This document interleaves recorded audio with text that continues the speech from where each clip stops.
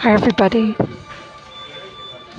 This is August 29th, 2024, and I'm at my happy place, McDonald's, the local McDonald's, where I used to come with my little brother Paul and have a coffee and watch Elvis videos. So I'm posting these videos as a form of therapy to recover from the trauma of watching the British Columbia NDP government, New Democratic government, and Davy Eby Premier lock away my little brother with Down syndrome, who's never committed any crime, never done anything to hurt anybody. I was his last living visitor. I was the only person that took him out. They locked him away in his large group home for 588 days after I complained about fraudulent and forged power of attorney that the large group home created, granting away all of my brother's rights, human rights, to my 81-year-old Catholic nun sister 4,000 kilometers away in Ontario, with whom he's never lived and who does not understand his speech or communication. So they locked up the BC New Democratic Party government, locked up my little brother for 588 days. And every business day during that time, I took the SkyTrain and the bus to every business day after November 7th of 2023, when I was unsuccessful in being appointed Paul's guardian, I took the SkyTrain and the bus to the local BC New Democratic Government office, asking for a meeting to discuss my concerns about my brother being locked up away from me. We were only allowed a 10-minute telephone call once a week. And the BC government, the BC New Democratic Party government with David Eby, whom I also wrote, never allowed me to visit Paul except for one-hour visit on December 23rd of 2023. On April 15th of 2024, I got a call from the nun's lawyer, her Vancouver lawyer. She's got 2 law firms working on to lock up my brother. And so I got an email from the Vancouver lawyer saying that Paul had had a stroke and that I could arrange a visit through him.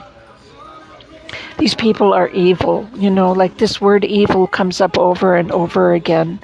And it's a particular kind of moral, I don't even know what the word is for it. It's a crime. It's a breach of the Canadian Charter of Rights and Freedoms, and it's against God's law.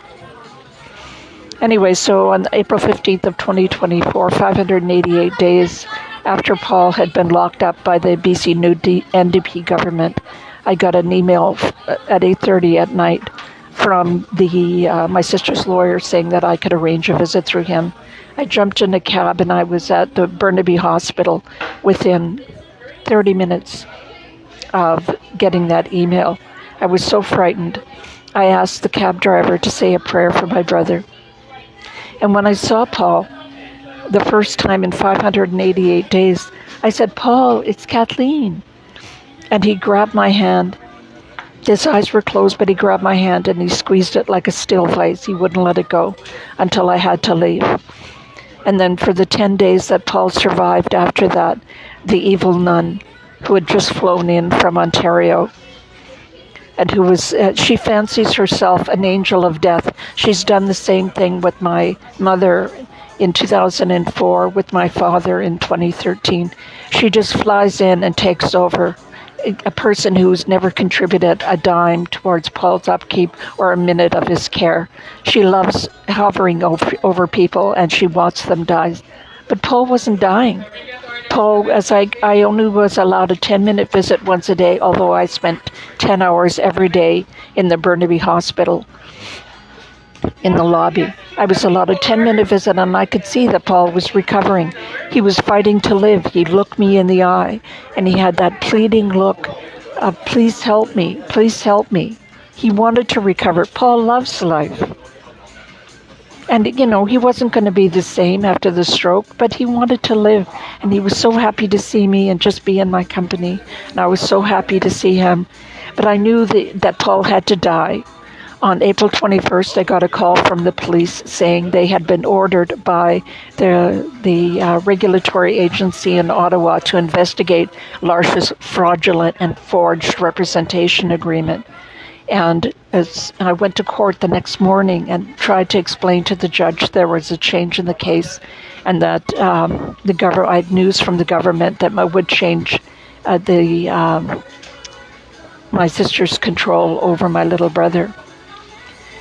And we didn't get on. And so my sister knew the police had been ordered by Ottawa to investigate the fraudulent and forged representation agreement. And so by the time I got back to the hospital on April 22nd, Paul looked dead. He didn't squeeze my hand. His hand wasn't cold, but it was totally 100% unresponsive. So, and the ventilator that he had been on, the catheter that he had had, the intravenous that he had had were all taken away, and he was lying there still with his eyes open, looking at the ceiling. That's why I'm posting these videos. I want to bring you into his hospital room. My evil sister said to me, "Say goodbye to Paul, he's dying." And she looked away from me. He had to die because there was an investigation into the fraudulent and forged representation agreement. And she knew she was going to jail, which I hope she does. And later that day, I got an email from my sister saying that Paul had died, but they'd hold his body till 2 o'clock the next day for me to look at it. So what I'm asking you to do is I'm trying to change the law in Canada so that substitute decision makers, representatives, conservators, guardians cannot isolate and confine incapable adults from their other loved ones, which they often do as a means of retaliation or as a power move or to get back. If there's a dispute over money, as there was in this case.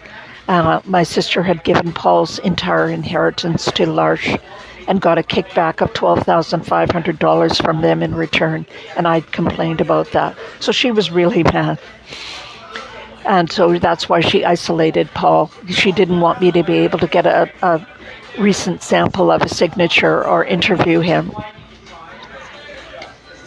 Anyways, so what I'm asking the government to do, this new BC Conservative Party, when they get in, the first thing that I'm asking to do, the first order of business is change the Patients Property Act so that guardians, representatives, substitute decision makers are not permitted to isolate and confine incapable adults from their other loved ones. This is from the Peter Falk's law in the United States. Peter Falk was the actor in the Columbo series. When he had a stroke in his 70s, his second wife wouldn't permit his adult children to visit him. And they never were able to visit him, but they started the Peter Falk Association or Foundation, and they changed the law in 22 states the last time I checked, so that guardianship, conservatorship, any substitute decision-making power does not permit the substitute decision maker to isolate and confine the incapable adult from his other loved ones. Even Paul Bernardo, who was in a maximum security prison in Quebec, was allowed to visit his siblings. A sibling is considered a family member, and I'm Paul's sister. So the first thing I'm trying to do is change the law. Please, John Rustad, I've been writing you every day for the last few months. Please have the first order of business to change the Patients Property Act to make it that representatives are not permitted to isolate, that no one is permitted to isolate and confine a capable adult as a right as a representative. And then I'm also asking you to throw out these socialists. Probably the most important election in British Columbia history is on October 19th of 2024. Throw out these new democratic, socialist, communist assholes. Throw them out on their ass. Vote BC Conservative. The BC United Liberal Party has joined with the Conservatives as the best means of throwing out these evil David Eby, and these evil socialist, communist assholes who isolated and confined my little brother for 588 days and then killed him. So I'm sure that my sister asked Paul's doctor to administer, to take away all his life support, like his ventilator, his catheter, his intravenous, his food and water, and she ordered them to administer a fatal painkiller. Paul was not dying. He was recovering from a stroke. Anyways, that's it for today. Have a wonderful day.